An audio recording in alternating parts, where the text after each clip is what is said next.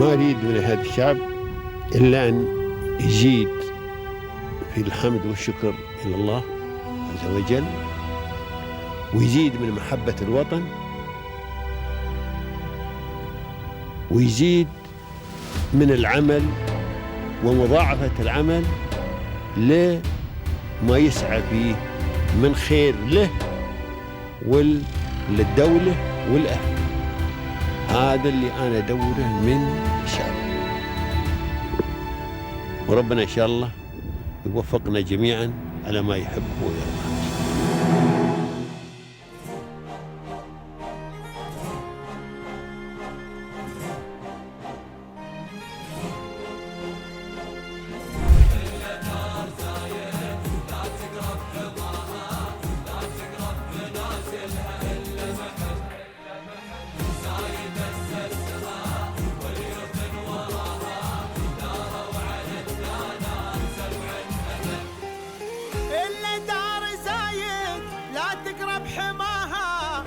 تقرب منازلها إلا محب زايد أسسها واليوث وراها داروا على الدانات 7 أبد.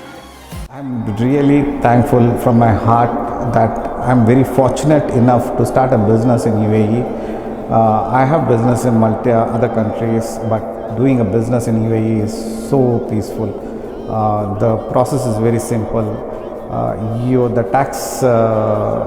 tax liabilities or the tax structure is very simple. So you need to concentrate only on your business, not the regulations. And I'm really thankful to UAE government, and I'm fortunate enough to be here. Thank you.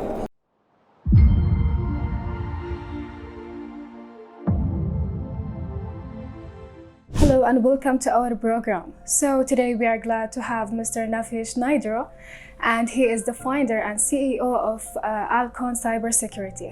And today we will explore his journey and future plans. So initially, welcome, Mr. And thank you for taking the time to be with us today.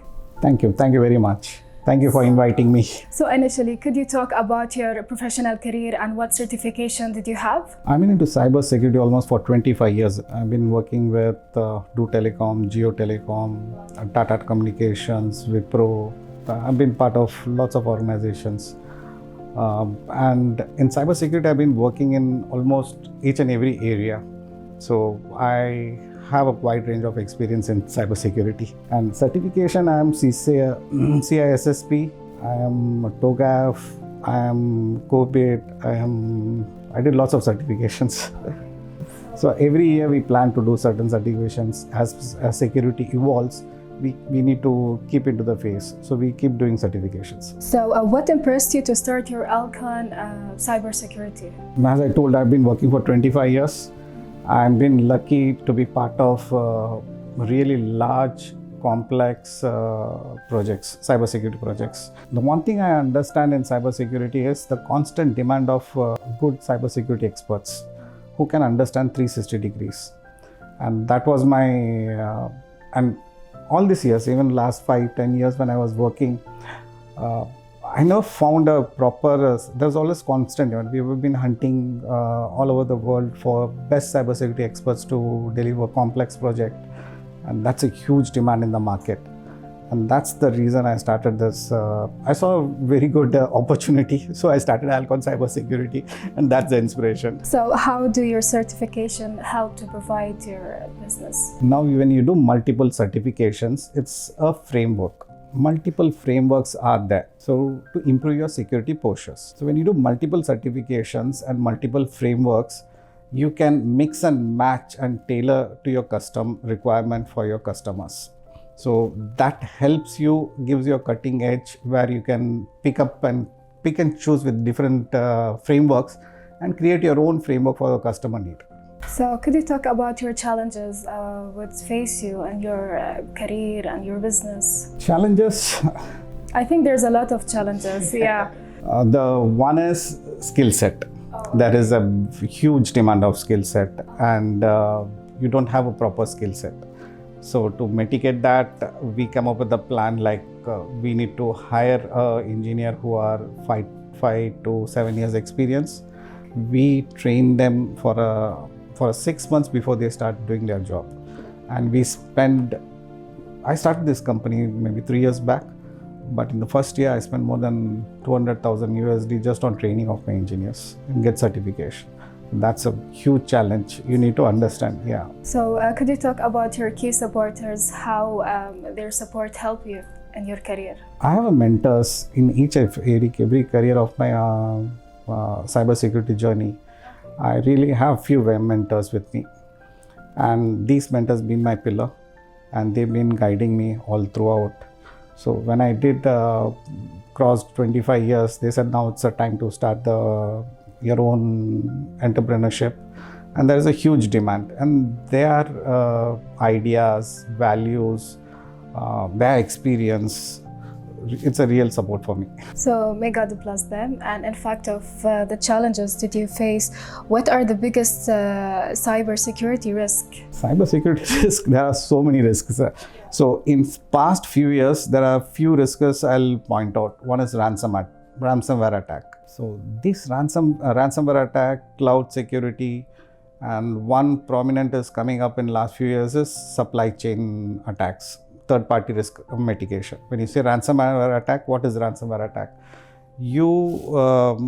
People who are not interested or not even invested much in cybersecurity, the medium-sized company, they are attacked by ransomware. What they do is it just encrypts all your data and it's not usable for you unless you pay them. So I have, in last 1 year, I have almost 7 to 8 cases where medium sector companies who have lost millions of dollars. Recently, 3 months back, one of our shipping company came to me saying that they're not able to access their data. When I investigated, it was a ransomware attack. They are not able to use it. And in the name of cybersecurity, they don't have anything. And it's a very reactive scenario where now they are ready to invest 500,000, 1 million dirhams for cybersecurity. But it's too late to the journey. But it's never late to start. But they have hit the loss. So how do your service like GRC and VAPT work together to create a strong security? You need to understand where are my customers coming from. Most of my customers are central banks, central governments, large telecoms. I have customers in almost 7 countries. And most of my customers are very large enterprises. And their security model has evolved and matured enough that they need services on specific areas. So my verticals, which I've created, I have 5 verticals, and each has a practice. Now, these organizations, when they reach to us, they come with a specific requirement, asking that they need only certain custom parser or custom requirement they need to do. So we can't collaborate anything here. We need to provide very specific solutions to them.